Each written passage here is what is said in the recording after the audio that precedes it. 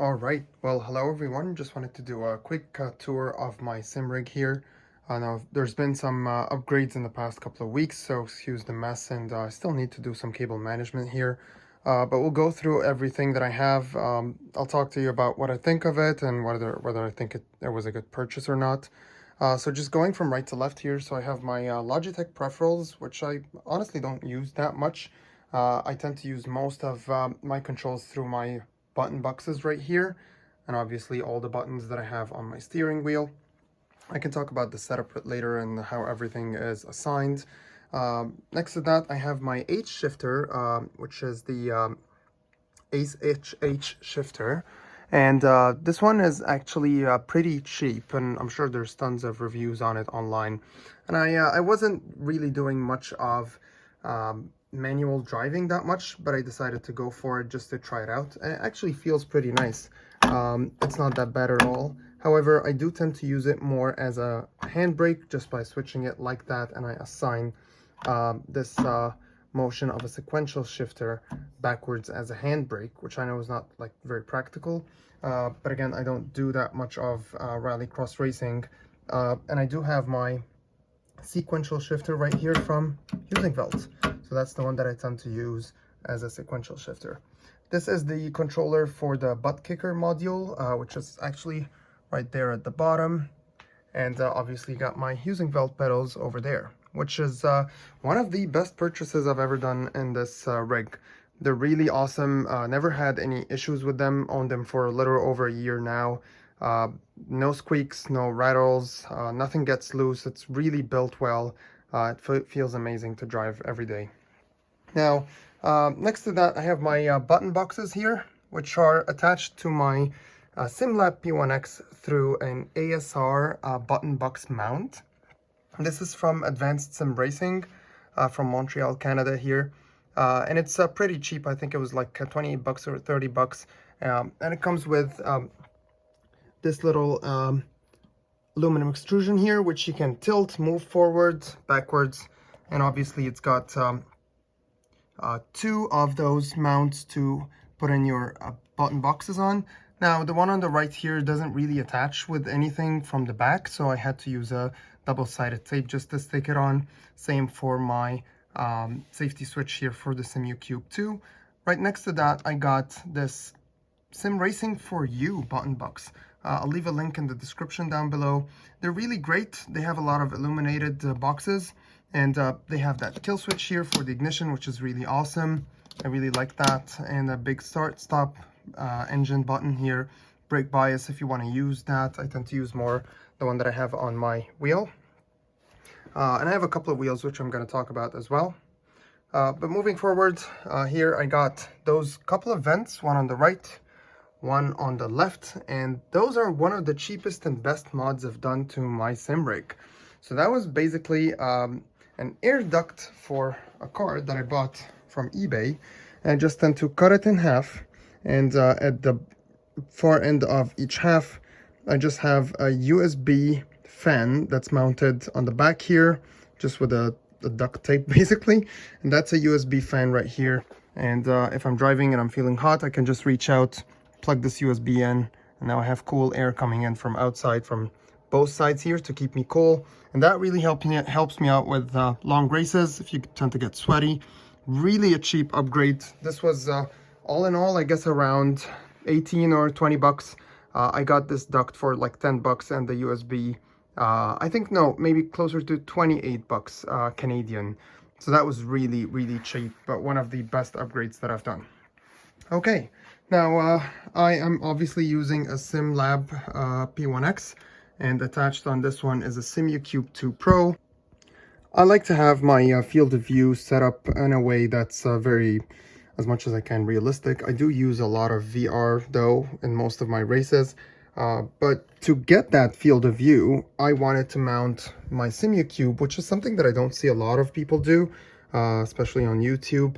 I wanted to mount my Simucube 2 Pro behind my monitor. So to allow for that kind of spacing right here, I do use an extension from this is from actually Sim Racing Bay, but there are multiple extensions that you can buy from Sim Racing Bay. They are different. I think this one was 75 centimeters in total. I can check it out and I'll put it in the description below. But that extension allows me to place the monitor in between my wheelbase and my actual steering wheel, and that gives me this beautiful field of view here. It allows you obviously a little bit more than what you would be able to do if the monitor is further away. The closer you can get the monitor to you, the more field of view you can use. Well, I'm using the iRacing calculations here. It gives me a very realistic point of view as far as I can tell. Again, I use VR most of the time still because I still prefer VR. I can make a complete video on why I think VR is superior to any screen or monitor setup you can do. But I do use a single monitor, and this is a 49-inch ultra-wide from Samsung. Now, this is not the Odyssey one. This is the cheaper version. I think it retails for 1,200 Canadian, probably around $9.99 US dollars. And it's really good. 144 hertz. Pretty clear. Obviously, it's not going to be as good as the Odyssey one, but there is a huge price difference there. I do use, in most of the racing that I do, my HP Reverb G2, and this has been one of the best, again, purchases I've done for this rig. If you haven't used VR, I really recommend that you at least try it out once. For sim racing, it's a game changer. And this specific headset has been really, really good. Again, no issues. I got the V2 or the second iteration of it where they fixed it, including a box that powers it on. And that really avoided most of the USB issues and connection issues that I heard from lots of reviews or read from lots of reviews before I purchased that one. But I'm really happy with it. Prior to that, I had the Oculus Quest 2 and it was really horrible compared to that one. The clarity, the quality of the screens itself is really, really awesome. Okay, moving on, let's talk about steering wheels. So I got 3 steering wheels that I use. This one is mainly used for GT racing. And this is a SimCore button box attached with it, turn racing. That is the 305 rim. They have the 305 and 320. I do think this size fits perfectly. Shifters are exactly where I want them to be. This feels just awesome.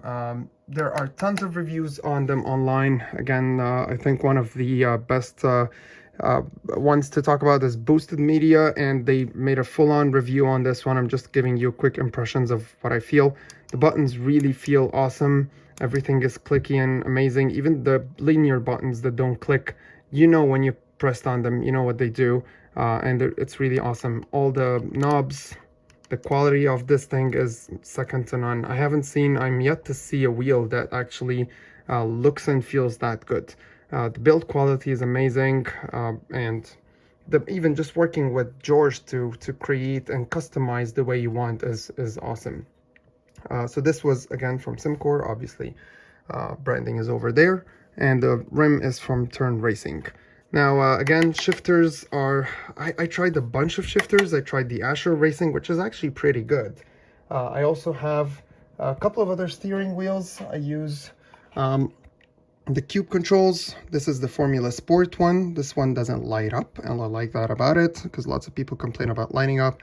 And by the way, all of them have the Simucube quick release right here. I don't use any different ones. I think this one is pretty solid. Never felt that I wanted to change anything. Cube controls, the feel on their shifter is really amazing, but it doesn't really do much compared to that one over here. This one just feels like screams quality, and it's really worth it. Is a little bit expensive, but it is worth every penny that I paid for it. Now I also use that Cube controls steering wheel for formula cars, any single seaters, LMP cars, you name it. Now I don't do lots of rallycross or lots of rally driving in general, but when I do, I use that BMW, this is the V1 edition from Fanatec. I did convert it to a USB model, and I have the quick release from Simucube attached to it. And I did take out the pedals because I never used them. Whenever I am actually using that wheel, I tend to use my sequential shifter. And again, it's been pretty good. It is heavy, so if you're gonna be using that one, make sure that you're attaching your Simucube to something that is pretty solid. So before we talk about the cockpit itself, just like to mention something. I got this thing from IKEA here. I can probably look it up and leave a description of it online. Now this is amazing because I can just kind of move it. It's on wheels, and I tend to put in my wheels, gloves, any accessories that I use right here. Just makes it easy to reach whenever I want to reach it. Now, a couple of things before we jump into the cockpit. The monitor is actually attached to a standalone stand right here. I bought this one from Amazon. Again, I leave a link for it in the description below. And again, this one is on wheels, so if you want to move it and clean it, that becomes pretty easy. Now, prior to my SimLab P1X cockpit, I had a GT, a Next Level Racing GT track. And that one had a great feature of being on wheels. You can just move it and clean up. I'm a clean freak. I like to clean all the time. I apologize for the mess that you see right here. But this actually cockpit was just installed last week, and I'm still doing lots of things to it. So that's why I have tools and cables all over the place. But I had this Next Level Racing, and it was great because I can move it around pretty easily. However, it wasn't solid, especially for something like the Simucube 2 Pro. And the seat would actually play around a lot. So I decided to change or upgrade, and I moved on to, by the way, my butt kicker is installed at the bottom here. Very hard to see it, I know it's dark. But that actually also, I bought the mount from ASR as well, and I just attached it at the bottom of the steering of the seat right here, and I have it plugged in. And that really is, again, with the SimLab P1X, is much better. You get a much better feel than you would have in a rig that has a lot of play in it. So having a solid rig really makes a difference, and it really makes you enjoy your direct drive wheels. You're not going to have any sort of play whatsoever. This thing is just solid as a rock. Same thing goes for the pedals. I have my pedals attached directly to the P1X. No mounts here, no brackets, nothing. And I just use that thicker plate here to install my pedals. And I use that extrusion on the front to just use it as a heel rest. And I have it in a way, there's, I guess, a lot of adjustability in how you can move the pedals around. So that allows you to set up the seating position in a way that's comfortable. And that allowed me to just use it without any brackets or heel mounts. Okay, so I bought this, obviously when you buy a P1X, you need to buy a chair that is separate. So I got this one from NRG right here. This is one of the cheapest ones actually that they offer. I guess I got it for like 450 bucks. But it's really good. It's really comfortable, very solid. There's no play in it whatsoever. Very solid chair right there. And obviously, again, that helps you out with your braking. Every time in my Next Level Racing cockpit, I actually, because I set up my brake pedal to be very tight and hard, when I press on, when I just step on it, I used to move my chair back a little bit. There was always a little bit of play in it. With having a cockpit that's pretty solid like the P1X, you really eliminate all of that stuff. Now I run my cable through the chair right here for the VR so that it doesn't kind of just play around or move around when I'm racing. It can just go from the left side of my VR headset straight through here, and then it just walks back to my computer. Now, quick thing about my PC right here. So I run not a very high spec PC. This is actually a 3060 Ti with an i7 processor. That's actually the 9th generation, so it's not like nothing special, nothing crazy, but it does run all of my sims pretty well. iRacing doesn't tend to use a lot of processing and graphical power anyways, but I do run it at pretty high spec, I would say. Like, it's not like low graphics by any stretch. And it runs ACC well, Assetto Corsa. I really don't use that much of any other. Sometimes every now and then I would just open Race Room because I do like some of the tracks and cars that they offer, and everything just works fine if you set it up properly. I don't use anything else on this computer. It's strictly for sim racing, so it's been doing me a great job, and I don't see myself upgrading anytime soon when it comes to That's also, by the way, 16 gigs of RAM, and it still works. I get 144 frames per second, even on a full grid on my screen right here, and using the VR. Now with the VR, you might want to lower your graphic settings a little bit, but I do get the full 90 hertz of the Reverb G2 without any issues whatsoever. So now, the P1X, again, something that I would recommend if you're building a high-end rig and you're going to be going with a direct drive wheelbase, high-end pedals. It's really worth it jumping into a cockpit that feels solid and doesn't have much of play in it. I actually had my, I did it the other way around. So I bought my wheelbase, which was the Simucube 2 Pro, after upgrading from a Fanatic CSL Elite.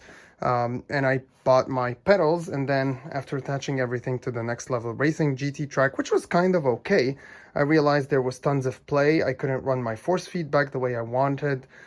Specifically, having that extension right here allowed for a lot of play up and down in the wheelbase mount from the GT track. With this one, zero play. It's really very solid. It's not going anywhere. You can run force feedback as high as you wish. If you do rallycross and you do jumps and stuff, nothing squeaks, nothing rattles, and you don't need to tighten it every few races, which is really a relief. I guess this kind of gives you a quick run around of my rig right here. If you guys have any questions or if you need reviews on any of those specific items, or if you want to talk about the setups or how I set up any of my button boxes or any of that stuff, let me know. Now, I do intend on getting a Stream Deck button box and playing around with this a little bit just to see how it works. But again, here's the tour of my SimRig, and we're sitting in the McLaren GT4, and I'm going to be practicing for the races tonight. Thank you guys for joining me. Hope this was helpful. Again, any questions, feel free to shoot them out in the comment section below, and I'd love to do more videos if that was something that's helpful. Thanks, and see you on the next one.